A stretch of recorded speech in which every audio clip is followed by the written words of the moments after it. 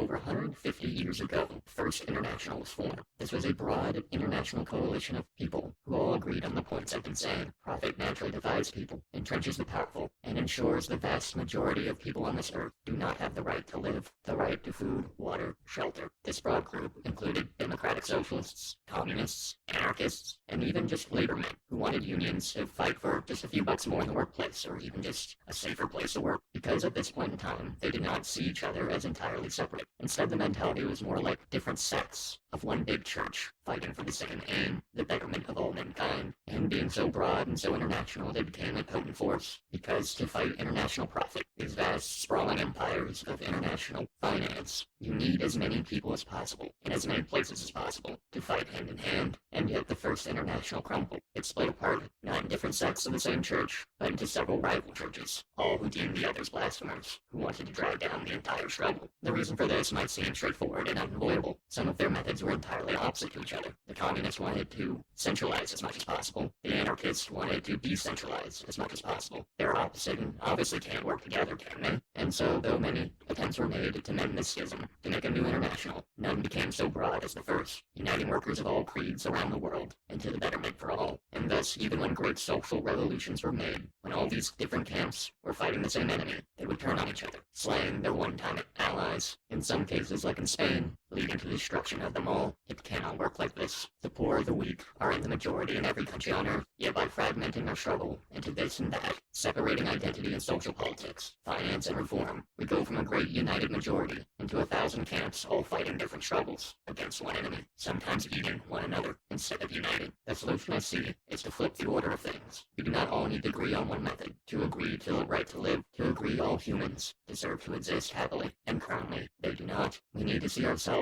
once again as part of one great struggle, and let each sect do what they do best, for in this way each method can help the others. The democratic socialist can fight the lawmaker in his seat of power, prepared to legalize the right to live. The centralizing communist and the decentralizing anarchist can start today, forming communities and processes to improve the lives of as many people as possible today, and so tomorrow, as many people as possible will really know what we are fighting for. And the union man can fight the capitalist right in his seat of power, the business where all his infinite money comes from, the business that serves him, and not the many who run it. In this way, I see a many-front war, each individual doing what they can to prepare the world for the right to live, each fighting the rich and powerful in their various seats of power. And in this way, though we may disagree on the end result, we will all work together, using our preferred methods, to create a day where every human has the right to exist.